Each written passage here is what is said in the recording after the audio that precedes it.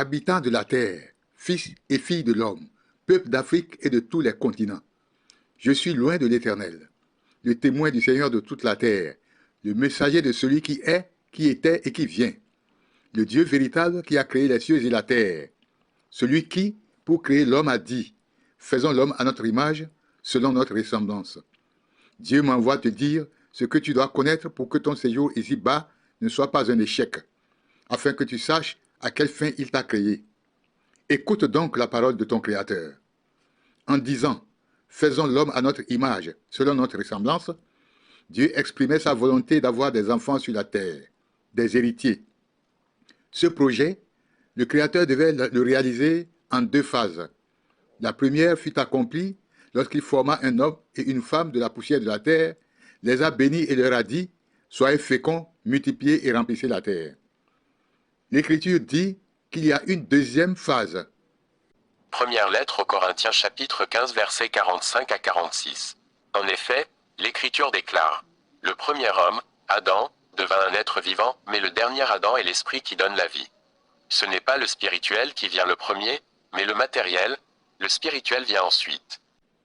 D'après cette parole de l'Écriture, le corps matériel de l'homme que Dieu forma à Adam est une première phase qui devrait être complétée par la phase spirituelle qui est le don de l'Esprit de Dieu qui vient d'en haut et qui donne la vie.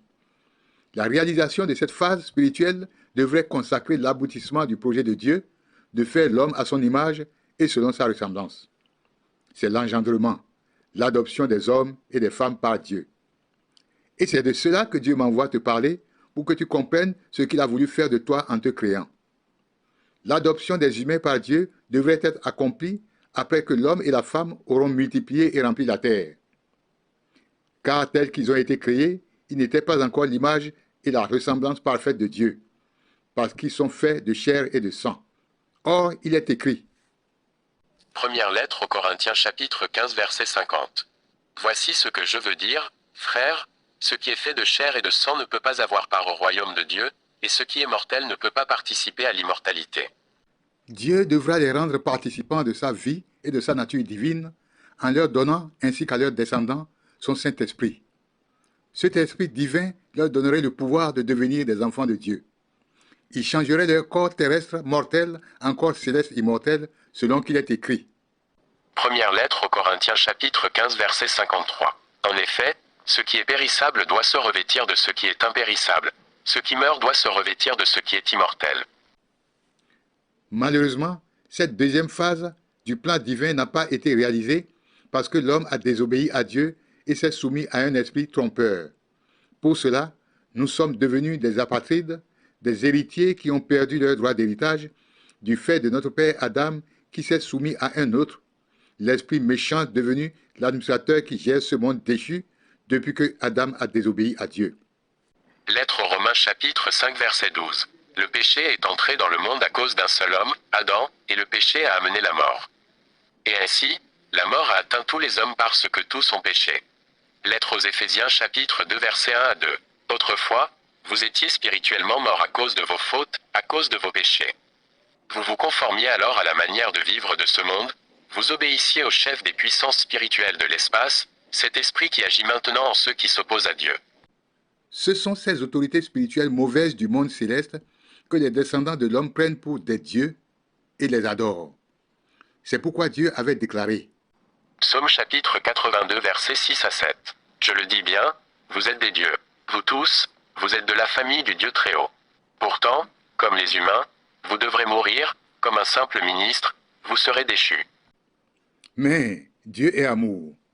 Lui qui a créé les humains dans le but de faire d'eux ses enfants d'adoption, lorsque les hommes ont procréé et rempli la terre selon l'ordre qu'il avait donné avant la désobéissance d'Adam, il nous a regardés avec compassion et a envoyé son Fils unique sous une forme humaine pour nous réconcilier avec son Père et nous délivrer des esprits dominateurs. Lettre aux Galates chapitre 4 versets 4 à 6. Mais quand le moment fixé est arrivé, Dieu a envoyé son Fils, il est né d'une vierge afin de délivrer ceux qui étaient sous la condamnation, et de nous permettre ainsi de devenir enfants de Dieu. Pour prouver que vous êtes bien ses enfants, Dieu a envoyé dans nos cœurs l'esprit de son Fils, l'esprit qui crie « Abba, ô mon Père ».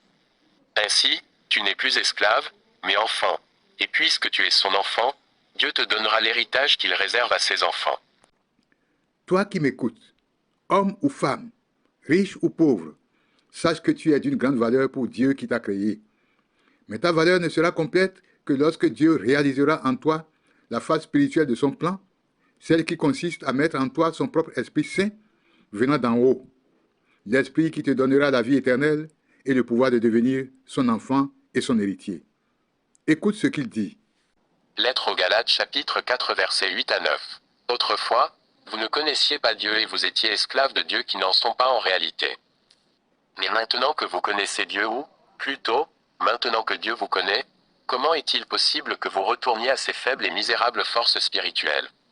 Voulez-vous redevenir leurs esclaves? Toutes les idoles des nations ne sont que des créatures du seul vrai Dieu. Elles sont de faux dieux qui n'ont rien créé, même pas une mouche. En te créant, Dieu a préparé un avenir glorieux pour toi que ni la vie ni la mort ne peuvent t'enlever. Il veut mettre en toi sa divinité pour que tu sois le reflet de sa gloire et l'empreinte de sa personne. C'est pour cela qu'il dit que tu es Dieu.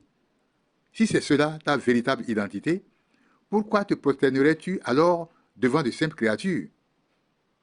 Ayant de si belles promesses venant de celui qui t'a créé pour un but glorieux, vas-tu résister à son appel et continuer de te confier à de faux dieux faits de maîtres d'hommes qui ne te garantissent pas un avenir glorieux après ton séjour ici-bas? Maintenant que tu entends sa voix, n'endurcis pas ton cœur.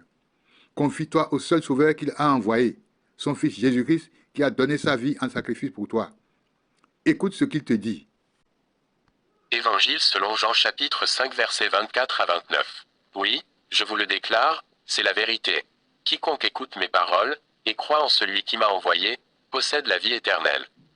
Il ne sera pas condamné, mais il est déjà passé de la mort à la vie. Oui, je vous le déclare, c'est la vérité. Le moment vient, et il est même déjà là, où les morts entendront la voix du Fils de Dieu et ceux qui l'auront entendu vivront. Car, de même que le Père est la source de la vie, de même il a accordé au Fils d'être source de vie. Et il a accordé au Fils le pouvoir de juger, parce qu'il est le Fils de l'homme. Ne vous en étonnez pas, car le moment vient où tous les morts qui sont enterrés entendront sa voix, et sortiront de leur tombe. Ceux qui ont fait le bien ressusciteront pour recevoir la vie, mais ceux qui ont fait le mal ressusciteront pour être condamnés. Comprends-tu ces paroles? Faire le bien, c'est recevoir Jésus-Christ pour être sauvé. Faire le mal, c'est ne pas croire en Jésus-Christ. Tu connais maintenant la vérité. Veux-tu que Dieu fasse de toi ce pourquoi il t'a créé? Alors fais cette prière en répétant après moi.